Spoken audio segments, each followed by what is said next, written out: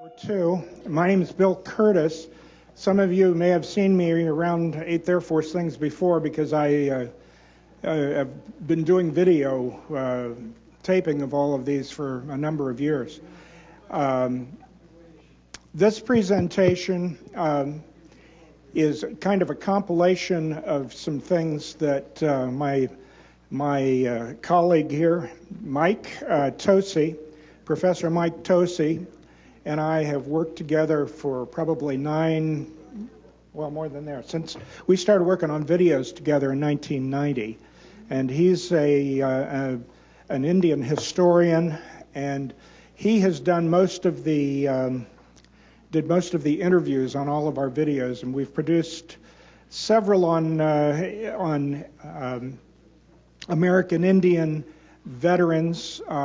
The first ones we did were for the Seminole tribe of Florida, and the question always is why in the world did the Seminoles, were they so anxious to enlist in the armed services when they were still technically at war with the United States? Because really they never did sign a treaty with the United States government.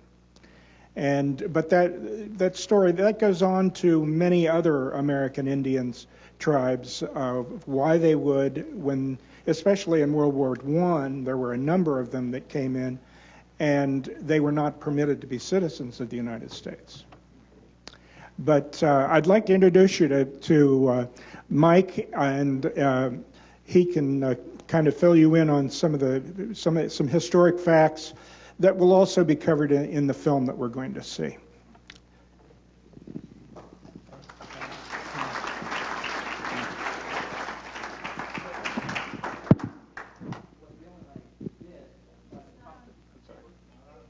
Try it again. Testing. What Bill and I did when we started, I mean, I've always had an interest, and I started interviewing elders, tribal elders. And then we looked at trying to develop a storyline, and what we ended up actually coming up with was Indian involvement, American Indian involvement in world wars.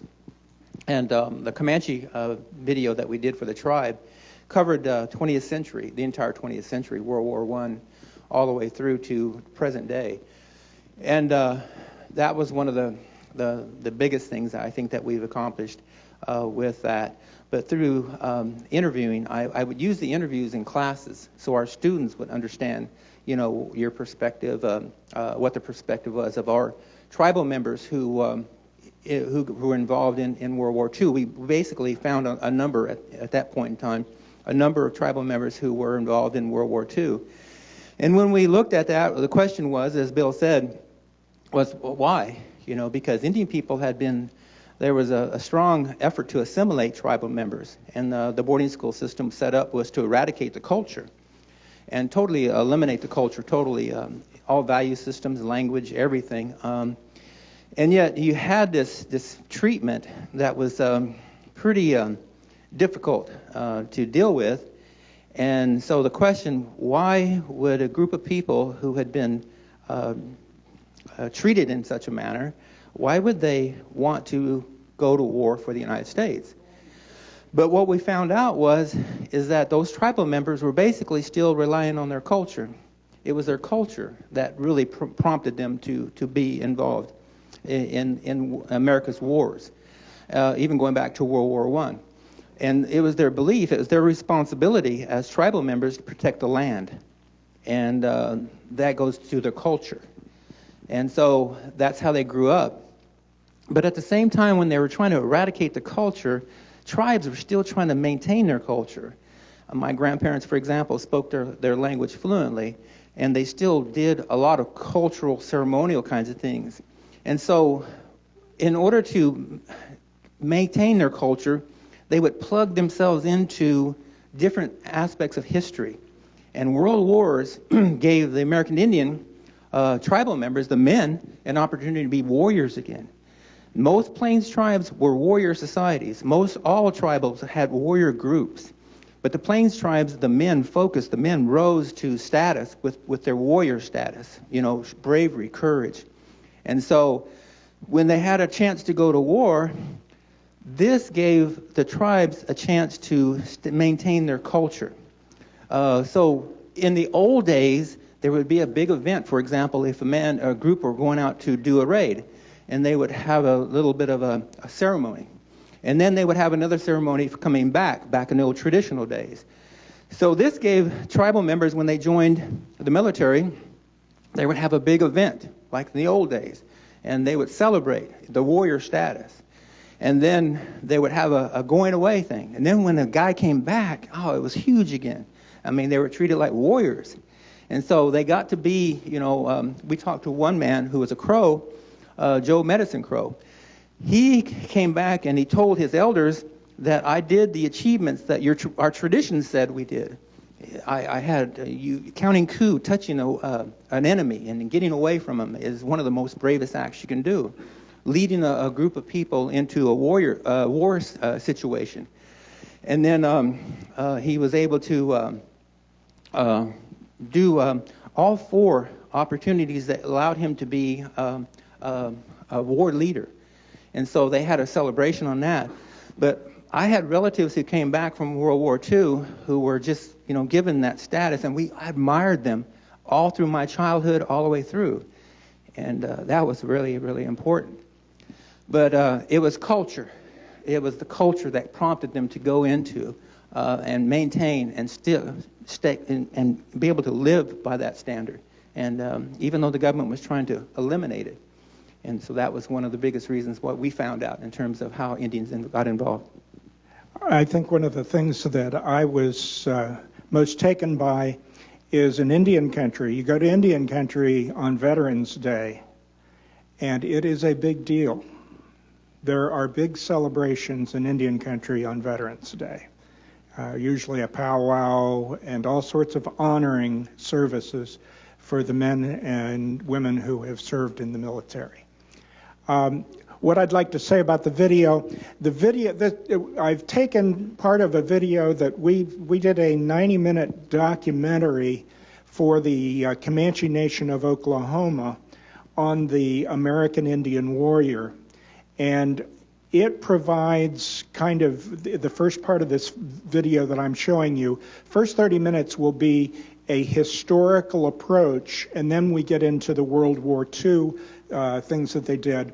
But it'll kind of give you some background information culturally from the viewpoint of the Comanche Nation.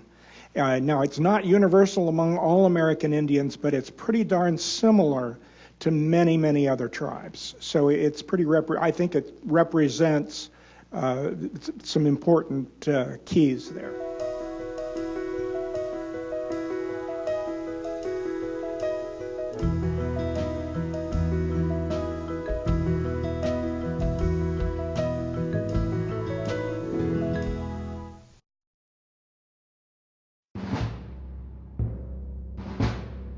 When this happened, didn't have anything.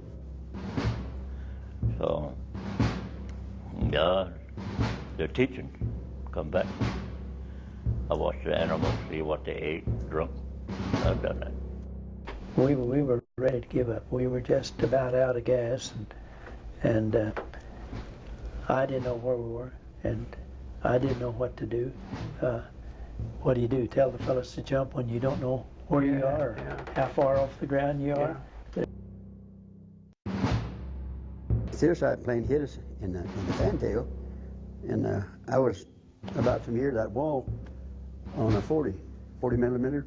I was a loader, and it come and just took the whole back side of it, and I was about that far from that wall there, and took the whole fantail.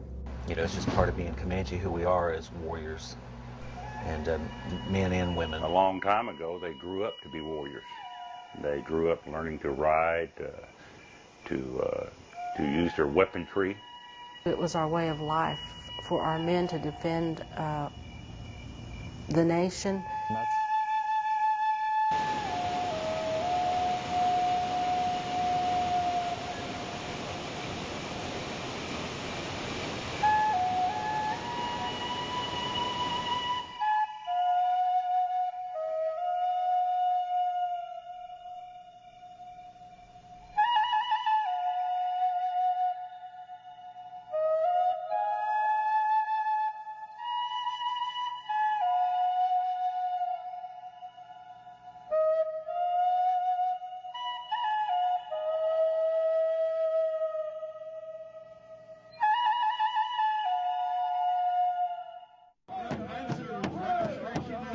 There are nearly 160,000 American Indian veterans living in the United States today.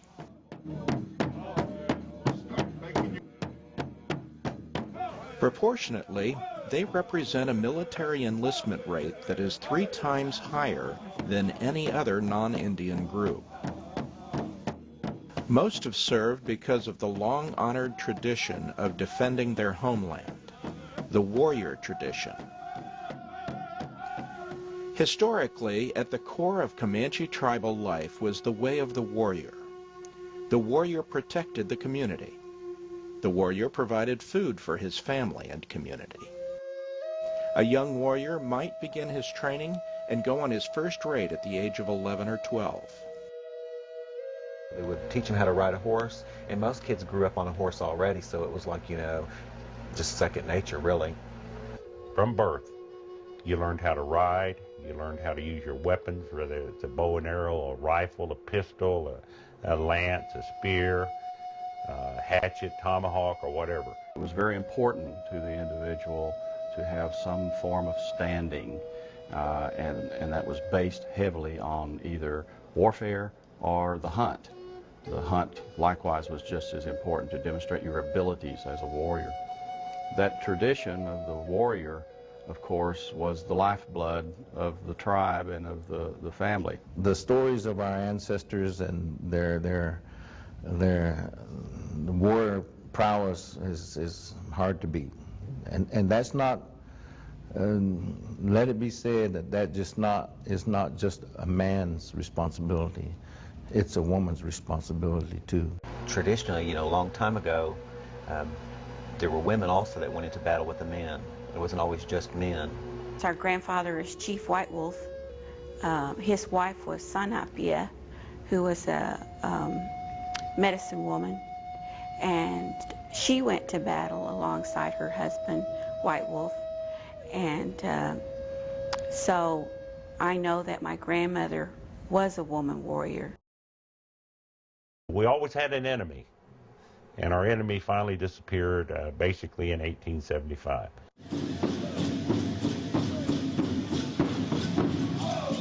Great honor has always been given to the warrior. Ceremonies honoring warriors have been an important part of nearly all important social and cultural gatherings. When they came home when nobody hurt or anything, well, they had the dance to honor, and there used to be one special warrior that was outstanding. And in that event, well, they had the scalp dance, and then the family of this brave, extra brave warrior, his family would have a teepee set up, and all of his family would put gifts inside of this teepee. Little ponies were our prime warriors, the ones that did the fighting. When you got too old to be a little pony or a little horse, you became part of the big horse society. These are the ones that had too old to fight, age, wounds, or whatever. And they were the ones who taught the young ones how to become little ponies. They're the ones who made the bow and arrows. They're the ones that showed them how to shoot the weapons, how to use a knife, how to use a hatchet, and things like that. They pretty much were the individuals who have already been through the warfare, and they had knowledge of the terrain, they had knowledge of the weather, they had knowledge of plants, they had knowledge of water. Traditional war dance gatherings like the gourd dance and the buffalo dance represented various stages of preparation for military conflict and honored past military achievements. The establishment of reservations by the federal government radically changed all aspects of Comanche life. With the confiscation of all weapons and shields, Comanche men no longer had the means of achieving warrior status. This sort of was the beginning of the end, if you will, of the warrior tradition. But once the buffalo began to decline in huge numbers, by 1876 in the southern plains there were very few buffalo left. Held on in the northern plains for another 10 years perhaps, but by the mid-1880s they were about gone from the northern plains. This pretty well took away that hunt element from the warrior tradition. No longer being able to go to Texas and Mexico to raid and take captives and take horses, then there was very little left for the men to demonstrate their abilities, to earn their position in the societies, the war societies, and the war societies themselves began to disappear and sort of come unraveled. The government was really pretty tricky. The U.S. government was pretty tricky because they realized that there was no way they was ever going to be able to take the land from the Comanche people. So that's when they developed that 1830 Indian Removal Act policy. And what that did was it forced other tribes that weren't from the area into this region, and what it did was it pitted Indian against Indian. So their idea was, instead of, them fighting against the Comanches, they would have the other tribes fight. So that's really how the U.S. ended up gaining foothold and control over, Comanche country. The Comanche and other tribes were forced to become dependent on meager rations from the government. The adjustments were difficult. Their agencies had a responsibility for providing beef on the hoof. And it was an issue day once a month was a big event. The cattle were brought in to the issue pens just a short distance east here along East Cache Creek. And once a month, all the people gathered. The head men of the family were now had an ability to hunt these steers in the old way. So when their name was called out, and the agent or the deputy marshal, the Indian police would open the gates, and the steers would rush out and race across the prairie. The individual would chase those steers on horseback, shoot them with the bows and arrows or rifles, whichever they had, and the women would then move in to proceed with the butchering and the processing of the hides and everything about the steers, as they had done with the buffalo in the previous time period. It was a substitute for the buffalo, and yet it enabled that warrior tradition to sort of carry on in a somewhat different way, but yet very similar. However, just to indicate the cultural differences that existed, the officers' wives at Fort Sill felt that this chasing of these steers and shooting them and running for a half mile, a mile or so, and then doing all the processing was barbaric. In time, they stopped doing the issue on the hoof and began butchering the beef in advance, and then giving the tribal members tokens, brass tokens, about the size of a silver dollar that would be stamped good for 1 pound, 5 pound, 10 pound, 20 pound, 50 pounds beef. From the white man's perspective, that was good. They were saving the Indians all that trouble. They have to chase those steers down the valley and shoot them and kill them and butcher them and process them. But unknowingly, they were taking away that last vestige of the hunt, which was so important to the warrior society. Due to poor nutrition and increasing disease, the Comanche population declined from 40,000 in the early 1780s to only 1,409 by 1901. During this time, the government provided one physician for 4,000 Indians living on several reservations. For 50 years, the death rate of American Indians exceeded the birth rate. The diseases took a big toll on us, a heavy toll. For example, the big thing that took members of my family was tuberculosis. See, we didn't live in houses. We lived in the open. Our air was pure, our water was clean, and we were not confined in a place like in a house. So when you live in close quarters, you just, you're breathing each other's germs. To make matters even worse, in 1887, Congress passed the Dawes Act, also known as the Allotment Act. The act was nothing more than a legal way to grab Indian lands.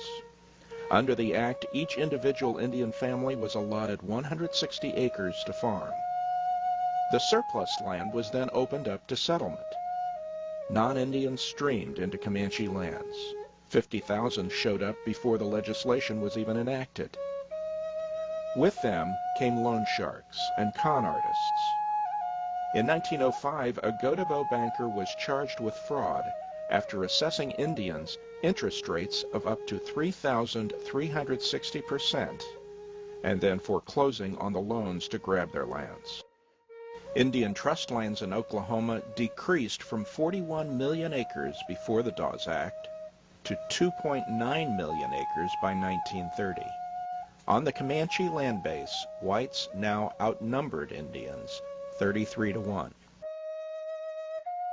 The Comanche lost most of their land base, and families were forced to rely almost entirely on subsistence lifestyle. There was no employment. Some had a few chickens or cattle. Others grew vegetable gardens. Each family shared what they had with the community, and they all experienced times of hunger. Whenever the people would butcher, they're all welcome. Anybody's welcome. Anybody comes there, they're welcome to get some of the beef. And that's different now. You can't hardly do that anymore. Circumstances were extremely difficult, but as a community, their inner strength and dignity never faltered. The history there, the strength of the Comanche is phenomenal.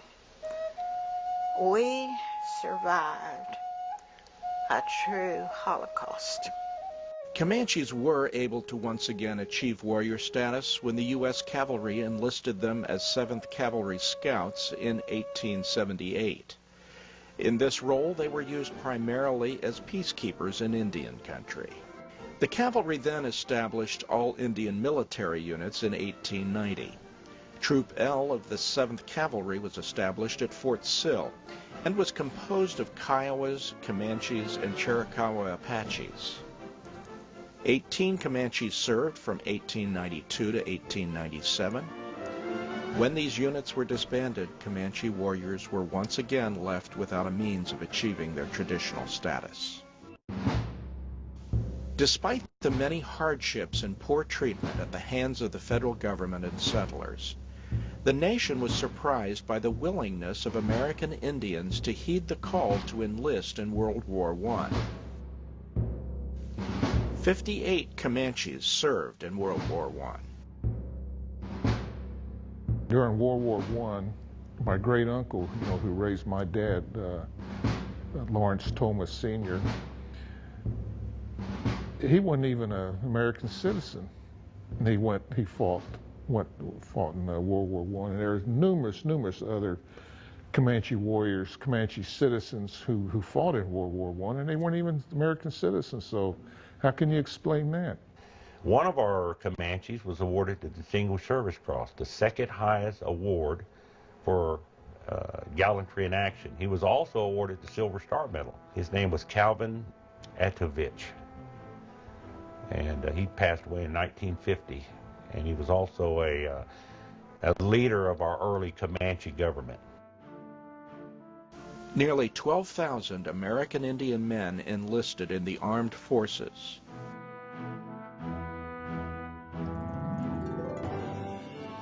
With the warrior tradition nearly disappearing at the beginning of the reservation period during these tremendously difficult times of adjustment, that the military became the substitute. It was a new way to achieve the same goal, to achieve manhood, to achieve rank and status within their respective groups, their families, their tribes, by becoming a warrior in the military. It was our way of life for our men to defend the nation. So I think it was part of their thought as warriors they saw that as a way to continue to protect us, and also on a larger scale to protect the United States citizens. I don't think, for example, I don't think the Comanches ever lost sight of the fact of the matter, this is their land. Others felt like it was their obligation because we as Comanches were very proud of what we have. The old folks would tell you, get that nasuad, don't get shame of what you have. She said, the good Lord gave that to you. Mamabisilk, you take care of it. You treat it good.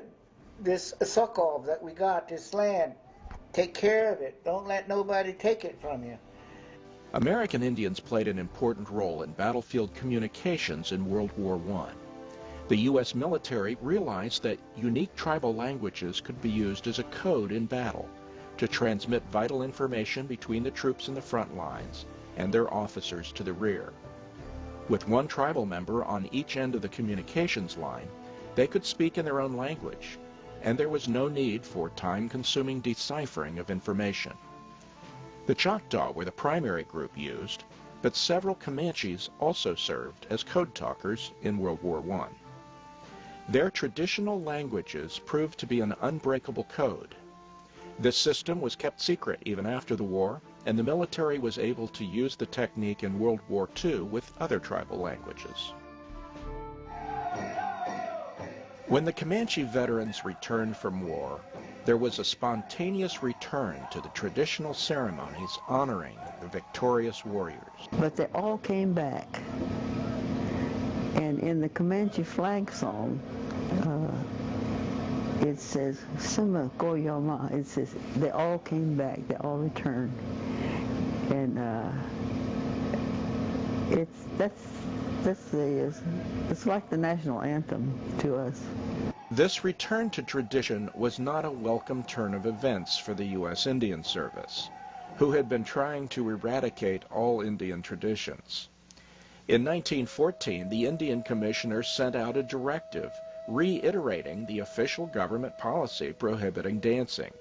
He said, "Both the Indians and the public should be made to realize that these old customs retard the march of civilization, and that the government looks with disfavor on all appeals that mean perpetuating them." This policy was part of a concerted effort by the federal government to assimilate American Indians into the larger American society, which was already a melting pot of many cultures. The first step in the assimilation process was education. Indian boarding schools were built. Children were taught to speak English, but were discouraged from speaking their tribal languages. Some were even severely punished for speaking Indian. The irony of this was the fact that Indian languages played such an important role in winning two major wars.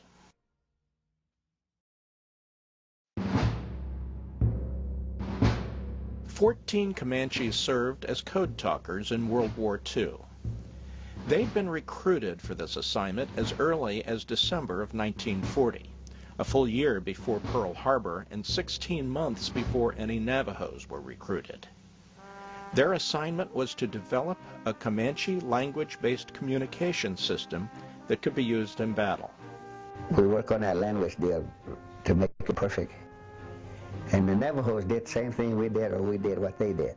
They had to improvise different words too, like we did. In the Comanche language, there's no such word as a tank or an airplane or gun. A gun in the Comanche language is just a gun, period. They call it Dawes. A bomber became a pregnant airplane, and a turtle became a tank, and the sewing machine gun, Dawes, became a machine gun. Dad was very proficient in the English language, and he was very proficient in the Comanche language, and because of those were the skills that helped him to be an excellent soldier and a code talker. In 2008, the Comanche Code Talkers received the Congressional Gold Medal of Honor for their invaluable contributions to winning the war. For the Comanche Nation, World War II was a significant turning point, both from a cultural and economic standpoint. 186 Comanches served with the armed forces, and many other tribal members participated in the war effort by working in war-related industries.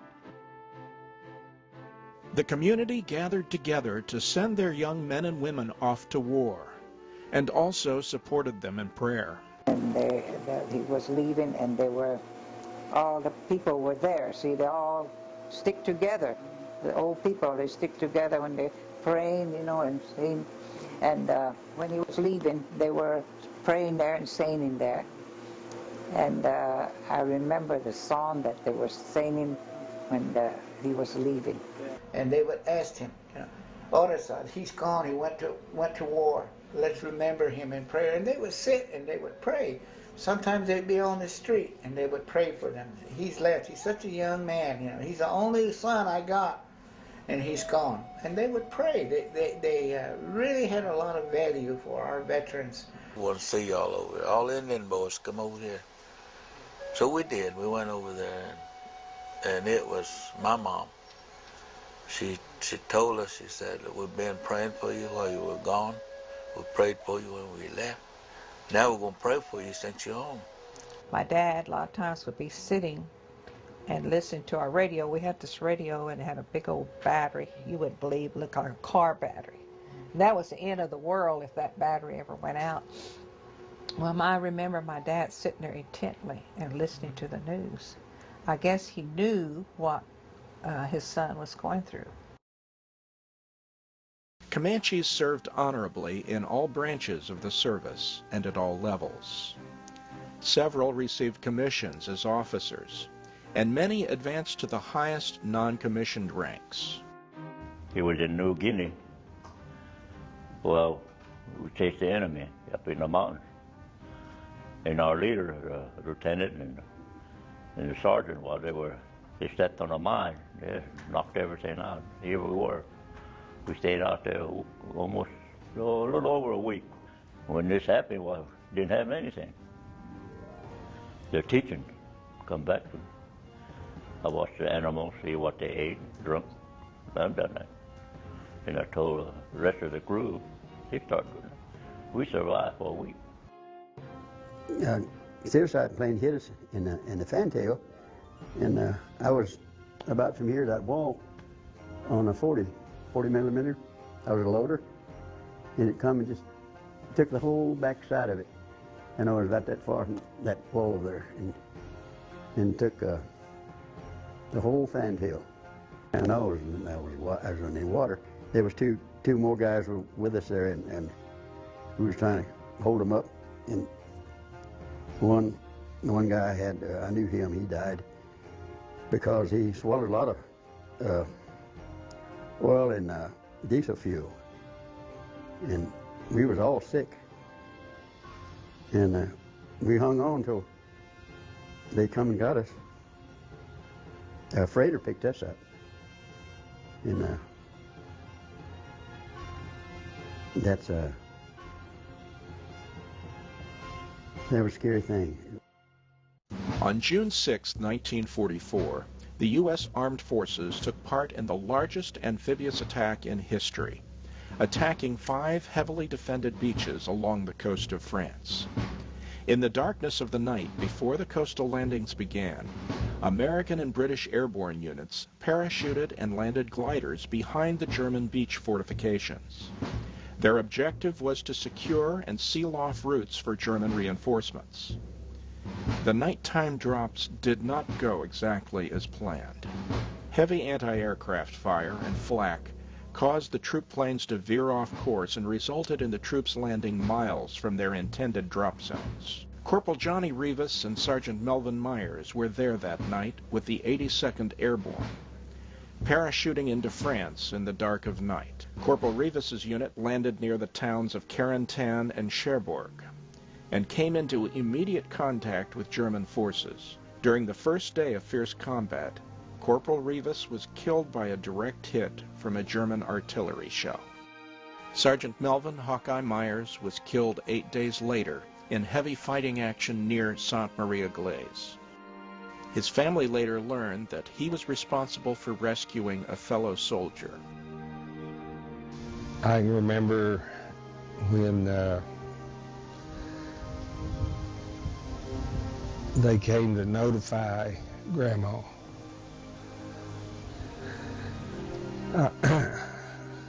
I was just a little guy, and you know, she took it hard. I can still see his face, and he brought me a little paratrooper. I still have it.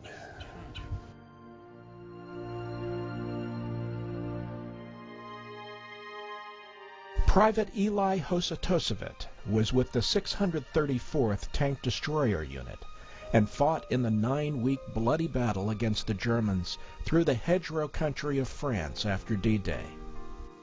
Private Ben Trevino served as a medic in the 60th Regiment of the 9th Infantry Division. They were both involved in the same battle. Private Hosatosevic was killed in action on August 1st, 1944. Private Trevino died from shrapnel wounds 2 days later on August 3rd, 1944, only 2 days before his 22nd birthday. Or when they got her telegram from the government that my brother Benny had got killed over there, and then she never was the same her anymore. And all she done was cried and cried for him. Private First Class Thomas Chakpuya was serving at the same time with the 83rd Infantry Division. They were engaged in a fierce battle to capture the town of Saint-Malo. He was killed in action on August 7th, 2 days before the city was finally captured. Private First Class Gilbert Vidania was with the 4th Infantry Division, and several weeks after D-Day he participated in the fierce battle for Saint-Lô, which finally fell to the Allies on July 18th. His unit eventually helped to liberate Paris on August 25th. On September 16, 1944, he was killed in action along the German defense barrier known as the Siegfried Line. His division was the first ground force to enter Germany. His two brothers, Herbert and Albert, both fought in the European theater but survived the war and later fought in Korea. The last Comanche to be killed in combat action in Europe was Private Henry Dutch Kosachata, who served with the 148th Engineer Combat Battalion. He was killed by a sniper on May 1st, 1945, only 7 days before Germany surrendered. The only Comanche to lose his life in action in the war in the Pacific was Private First Class Henry Conwoop, who served in the 25th Infantry Division and fought with MacArthur to retake the Philippine Islands.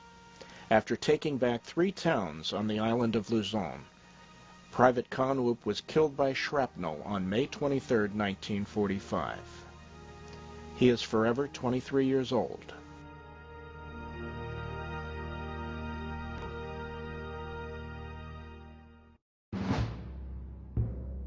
Several Comanches served in the Army Air Forces as combat bomber pilots and navigators. Lieutenant Colonel Meech Tassequa was a B-24 pilot involved in a highly secret mission to make the first bombing strike on Japan. The bombing group, known as HALPRO, flew 13 B-24s from Florida to Brazil and then across the Atlantic to Africa. Their intended destination was a small Chinese airstrip within bombing range of Tokyo. When the group left, there were no ground bases in Africa to service B-24s, and there were no navigational charts available. By the time they reached Egypt, their original destination in China had been overrun by the Japanese, so the mission had to be altered. Instead of bombing Japan, the decision was made to bomb the oil refineries of Ploesti in Eastern Europe.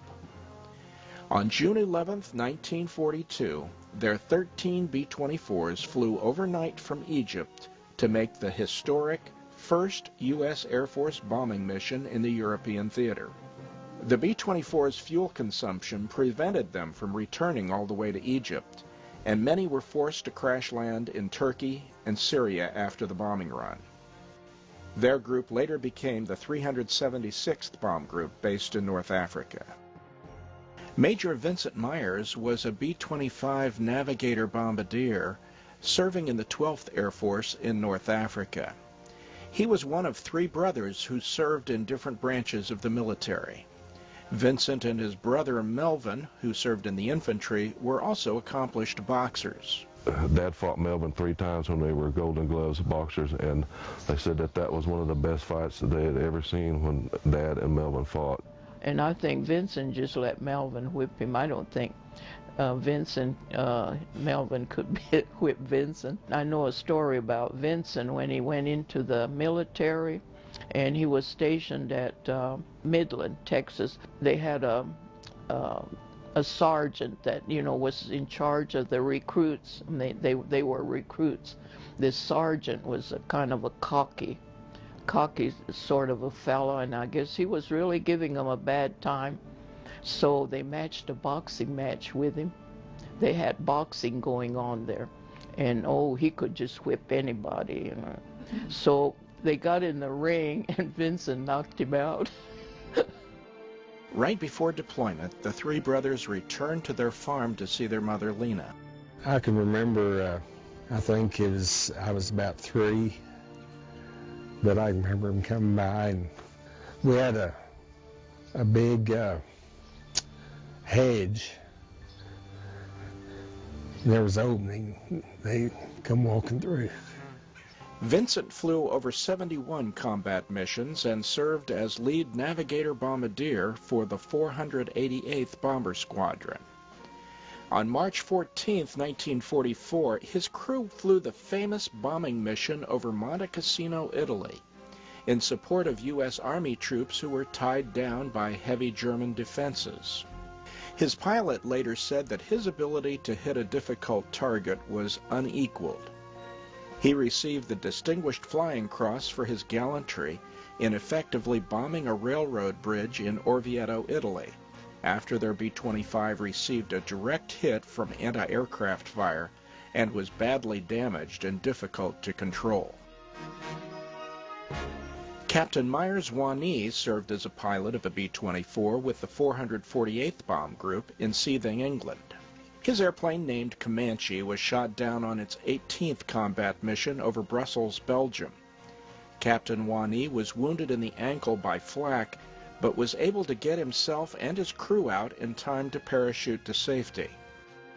Captain Wanee and 8 crew members were captured on March 24, 1944, and were held as prisoners of war for the next 15 months.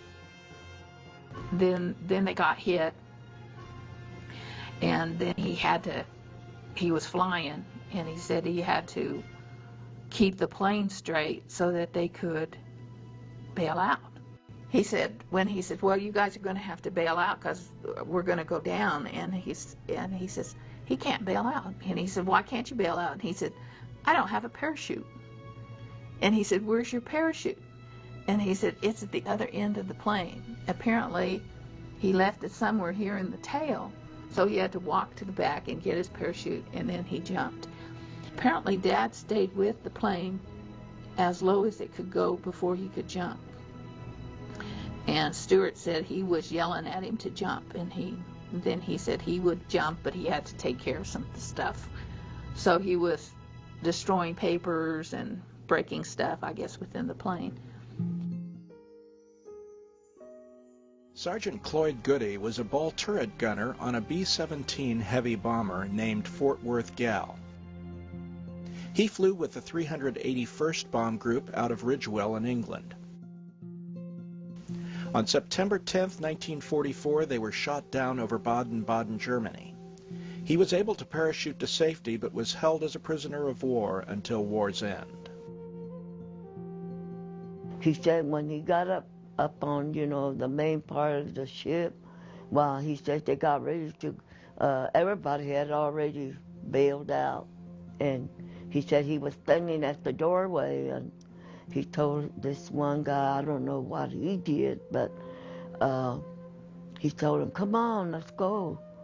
And so he jumped out, and then after he jumped out, I don't know how far down he was, he said that the plane exploded. He said when he came down, they captured him. He said then they put him in these box cars. He said, he was telling me that they was packed in there like sardines. Thing was happening. The SS officers would just walk through the line and take guns and just point them to the heads of the officers and pull the triggers. And he said it was just random. Whoever was there would get shot. And when he said that he was standing there and the guy next to him, they shot the guy next to him. He was part of that group that helped him escape, but he himself wouldn't go because he said that he wouldn't go. They wanted him to go. And he said he didn't want to go. He said, I can't go. And they wanted to know why he didn't want to go. And he said, I'm not the same color as you are. That would be easy to spot. And the interesting part of what he told me was that the German people asked him a very pointed question: why are you fighting us? And my cousin told him, if I were not here fighting, you would have probably already been to the United States, and you would have defeated us, and you would have taken our land. We have already had our land taken before. I don't want it taken again. 247 members of the Crow tribe of Montana served in World War II. Joe Medicine Crow distinguished himself by accomplishing the traditional requirements to become the last Plains Indian war chief. There were 4 of them at the end of World War, intertribal days, after the Custer Battle of 1876. But there were 4 that the Cheyennes, the Assiniboines, Sioux, up at this Plains tribes in this area used to become chiefs. 4 of them. They're all dangerous. First, you got to have a hand-to-hand battle with an enemy, you know, close encounter. And you got to take his weapon away from him, whether it's a pistol, tomahawk, whatever, you know. So you get another one. Then you have to sneak into an enemy camp and capture some horses, good horses. That's one. Then you have to lead a war party out into enemy country and come back safely, not losing any of his men, but bring back horses and other war deeds, you know. Then you get one, too. So when you complete these 4, you become a chief. I said, I'm going to be like my grandfather. I forgot all about that when I got over there, you know. But by being at the wrong place at the wrong time, I completed these 4, you know. Lieutenant told me, take the back alley, you know. So I had some boys with me. I was only a corporal. So we ran up there, and I saw an opening over there. So I ran over there, and I was going to catch a bunch of Germans on the main street and open up out. Instead of sneaking in there like a sneaky Indian, you know, I ran out there, and the German was running there, and we bumped heads. We bumped heads. He stopped and looked at me, and I don't know why I did it. I threw my gun away and went after him, you know. Then we clashed, and I threw his rifle away, and then we had a hand-to-hand fight. Hey, boy, it was much larger than I was. I was only about 135 pounds. So he had me down. I managed to flip him over and got on top of him and got a hold of his neck and choked him. Finally, his tongue come out, and I could hear him saying, Mama, Mama. My ears opened up. I let him go. So when we came back, I had to recite my war deeds, you know, like the old Plains Indians used to do. So after that, the tribal elders said, oh, you got 2 there. You had a hand-to-hand encounter and took his weapon away from him. So they gave me 2. Any more? I said, well, yeah. Yes. One time, the Germans surrounded us. They let us go into their fortification, 6-foot line. Then closed the door on us and almost wiped us out. But what's left? We needed some dynamite to blast their big berths there. So I said, 6 of you come over here. 7's a good number, so I just want 6. Oh, came to the edge of this high hill, you know. He had 7 boxes, 60-pound wooden boxes of dynamite, caps in there too. All right, so I stood there, and a couple of guys lifted that, put it on my shoulder. Oh, gee, started cutting it. Take this thing off. They took it off. I sat down on the edge of that hill, you know. Why, I said, give me that thing. So I put that box on my lap and scooted down.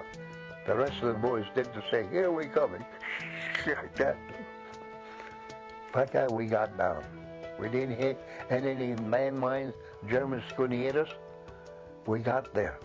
And, of course, later on, they blew up those big Berthas and the huge guns. Anyhow, I told them that I led a water party. So they gave me a warranty, 3 now. And the 4th one, it was a kind of a crazy experience. So I was on scout duty, you know. And then I noticed some horseback riders on that road, you know. Gosh. So I slipped down and got on the road and followed them, you know. Watched them.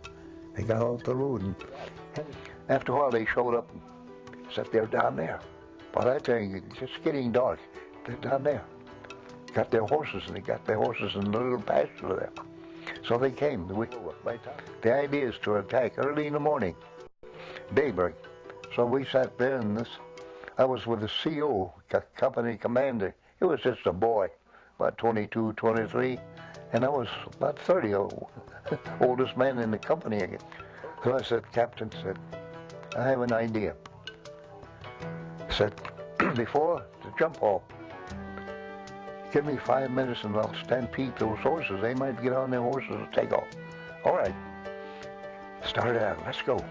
And there was a boy there, one of those boys always following me. Come on.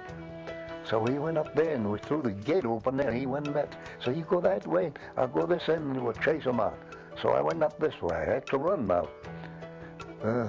So I went up there to the other end. There was a horse there, so I said, whoa, whoa. So the horse didn't move. So I went up there and took my rope, you know, and double half hitch it and made an Indian bridle, you know. And I got on it, then we chased the horses out. And just a little ways from there, they started opening up over there. Yeah, I took the horses way out, out of sight, you know. I stopped there, and they were hungry. So they were nibbling grass there, and I looked them over, and boy, these were beautiful cavalry horses. Tall thoroughbreds, well groomed, you know. So I was riding one, a sorrel with a blaze horse nose. So I looked around, I even sang a song.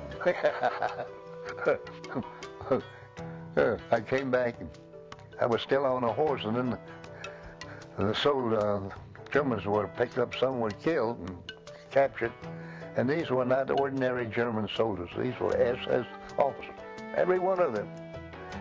What they did, deserted the army and got on these horses and headed towards Germany, but I set him afoot. So I told them that, the elders. So that's another one, so they gave me forewarning. So they declared me a chief. I guess I'm the last Crow chief, last Plains Indian chief, the old way. Another Crow tribal member, Barney Old Coyote, served in the Army Air Corps as a top turret gunner, achieving ace status. He served most of his combat service in the 95th Bomb Group and was the most highly decorated American Indian in the war. So we went to 50 missions, and by then the medics grounded me because I had sinus troubles so bad that I was becoming a liability. Go up there at 35,000 feet, the air gets thin, and the pressure in your head can't escape. So as you're coming down, the headache and tears running, and it sometimes gets 60 below in the open cockpit, and we're coming down, and the fighter planes are coming, and I can't do anything because tears are freezing, my eyes are frozen shut, and they finally grounded me. I tried 3 missions like that, and coming down I was helpless, and I'd have somebody come and take my place because my eyes would swell shut. So I flew 50 missions and surrendered. Now in 1943, when you go on those raids over Germany or over Europe, we're on radio silence. Not even a beep, because the German technology was so far advanced, they could not only pick you up, but know who you are and where you're going and all that. So total radio silence, always. And on the anniversary, August 17th of 1943, of the first raid, General Doolittle, who was the head of the 8th Air Force, came and he flew the lead plane. And in the process, he was told about me and my brother. And Colonel Rainey was our group commander. And he always asked for me. Anytime Colonel Rainey went on a raid, he said, I want my Indian. So I'd come and he'd put me in the top turret. And, I guess he had, this teenage kid is good. So I thought I was getting royal treatment. I didn't realize it was in the lead plane and the head target for the enemy.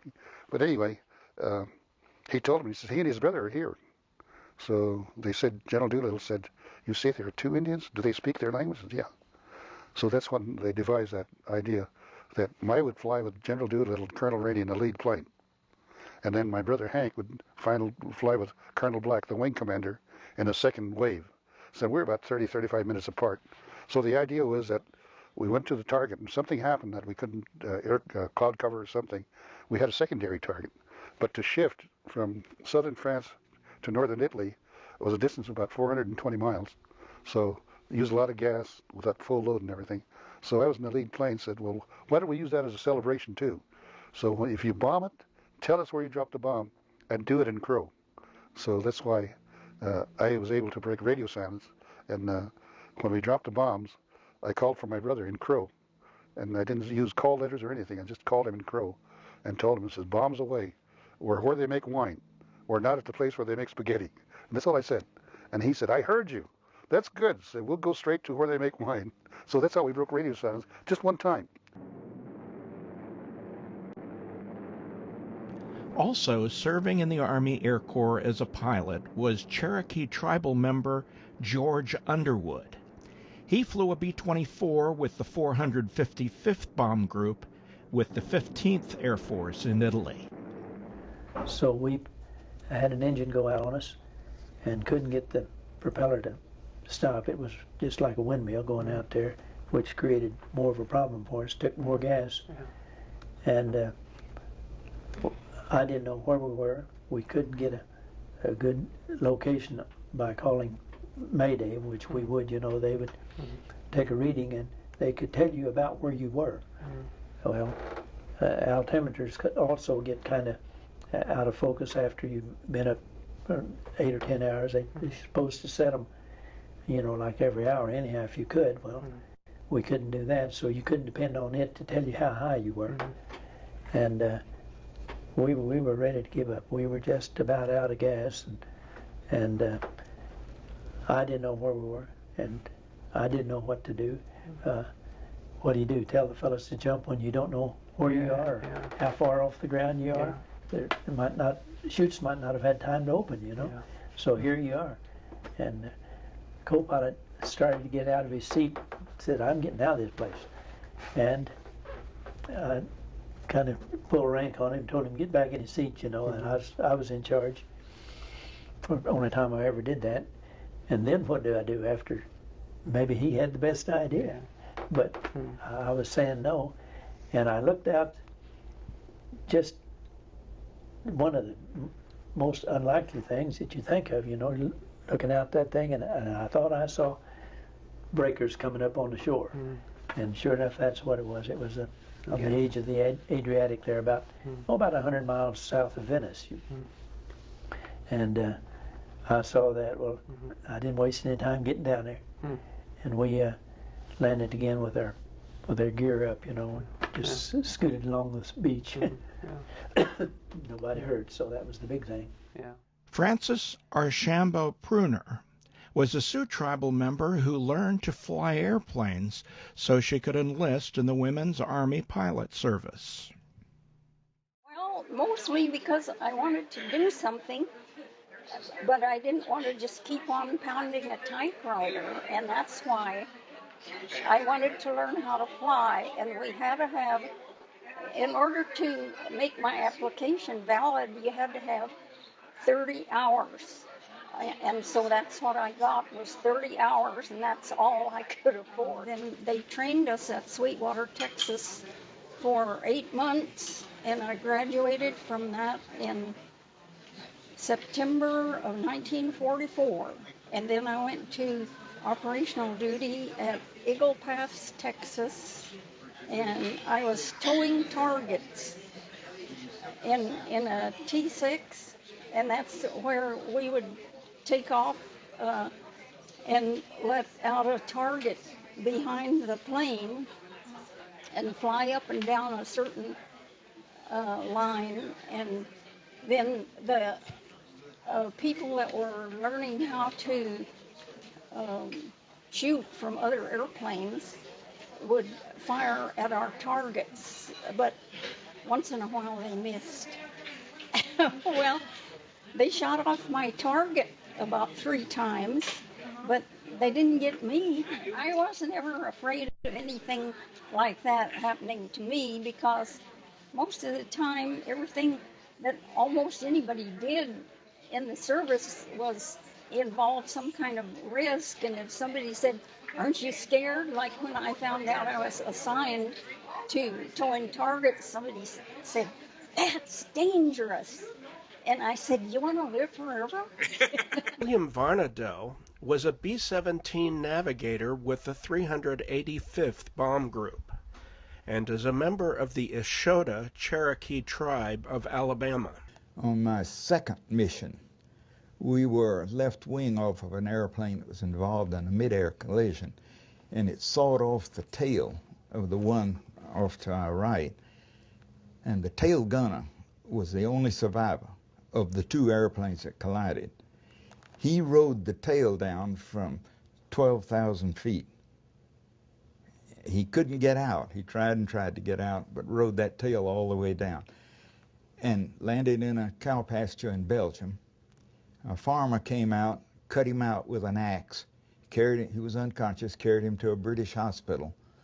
And the stories vary, whether it was 5 or 8 days later, but later he woke up essentially uninjured. The very next mission, for some reason, our crew didn't fly, but they needed a navigator, and they picked me up, and I was on somebody else's crew that day. We were in the we would lead of the lowest element, way down at the bottom, in the 3rd squadron. There are 3 squadrons that fly. And when we got over Germany, well into Germany, the lead squadron turned on a checkpoint too early, and the high squadron followed them. The low squadron made the mistake of not following, but going to the correct checkpoint. And this put a big gap between the main part of the group and us. And the Germans took advantage of that and dropped in and started shooting. I grabbed the right cheek gun and I lined up on the German. He had stalled out at 2 o'clock level. Now, I had him dead to rights. I thought I'd kill me a German. And the gun jammed. It wouldn't fire. I had to work on the gun. I pulled it up and worked on it. There was a bent link. People who know about ammunition, there's a link in there. And it was bent and caused it to jam. I got that cleared. By the time I got it cleared, was ready to shoot, the fight was over. The Germans had gone. I looked around to see what the situation was. They had shot down both of my wingmen and the guy that was straight up in front of me. They had just disappeared out of there. With the dropping of 2 atomic bombs on Japan, came a sigh of relief for both the troops and those at home, as the war came to an end. Brutal, costly eastern half of the most horrible worldwide war in human history is now within minutes of ending for good. General MacArthur speaks. We are gathered here, representatives of the major warring powers, to conclude a solemn agreement whereby peace may be restored. Just thankful that how many people it saved, American people, you know. It was just bears right there where they dropped that bomb. They went right to the top of that hill. And on the other side, it's nice and green. On both sides in that valley, it's whooped all that out. Right down, all the way down in. And that submarine factory there just twisted it like a tornado and a fire hit it together. I was in California fixing to go back, going back overseas when they dropped the bomb. And everything went crazy in California. Everybody was giving you beer and trying to kiss you. The most vivid memory I have of that war was it was a summer day, and I was out riding my horse, and I heard the siren in Surreal start blowing, which didn't do anything, alarm me, but it kept blowing, it kept sounding, just on and on, and I rode back to the house and went in and asked my mother, Mama, why is that siren still going? And she said, well, the war is over.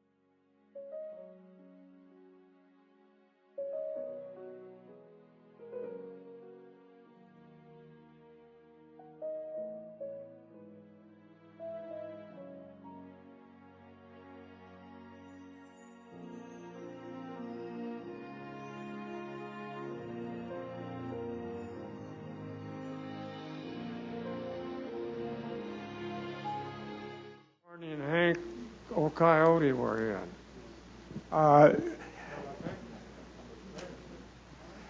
Old Coyote? Did you? Was he? And you were with the 97th. I think I said on the film the 95th, didn't I? I don't know, but 97th, because Colonel Rainey was our group commander. Okay, it was. I will correct that on the video.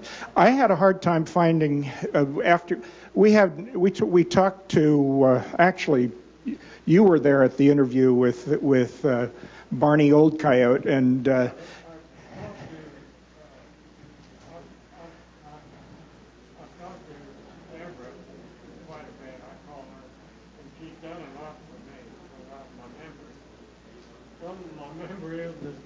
Should be, but I had 3 Indian people that we flew with.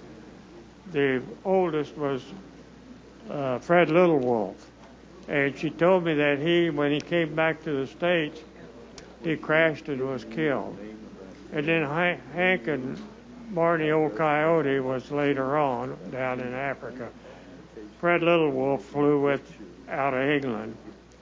But Barney and Hank out of North Africa, and that Barney had died.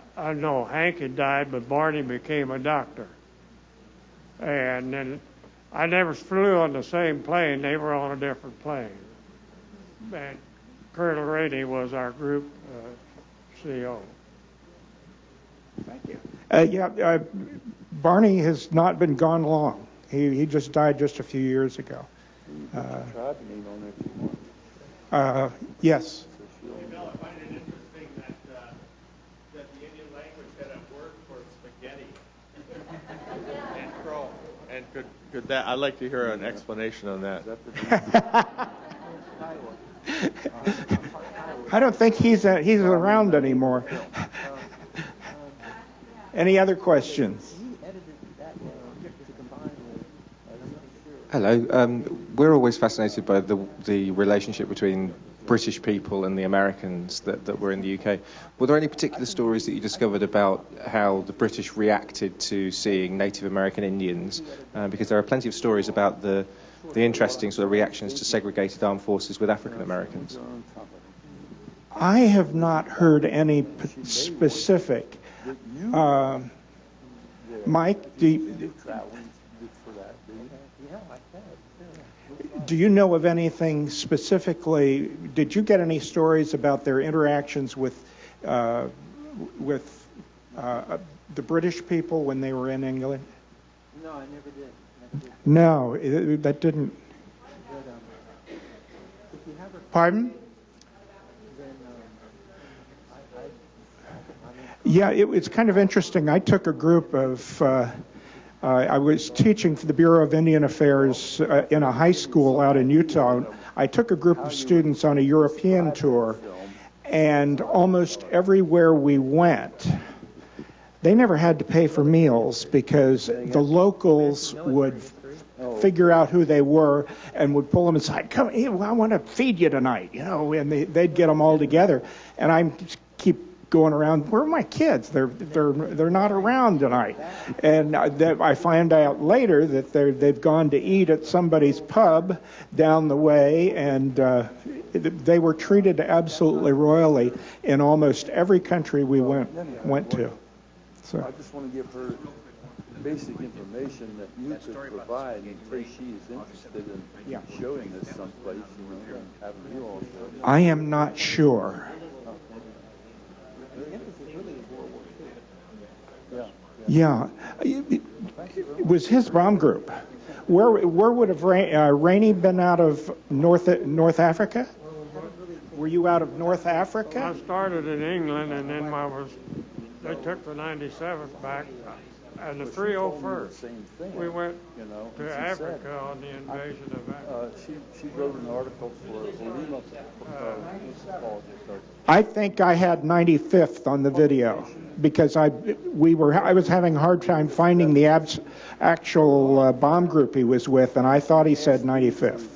Review it for her, you know, and I sent her some comments, and she was talking about the Just quickly, are there any Native Americans here today? You know, and I told her who served? Well, I don't think I'd use that in that article because do we have any American about when you say slaves today? Besides, well, Mike wasn't in the military; he was in the FBI. But it is true that Indians were slaves. People don't know about it. Well, he's a Cherokee.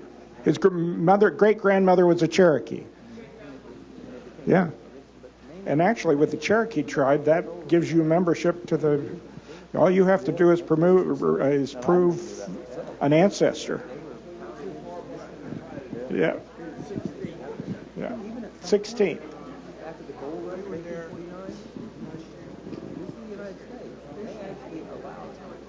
In Tahlequah. Okay, yeah. Yeah.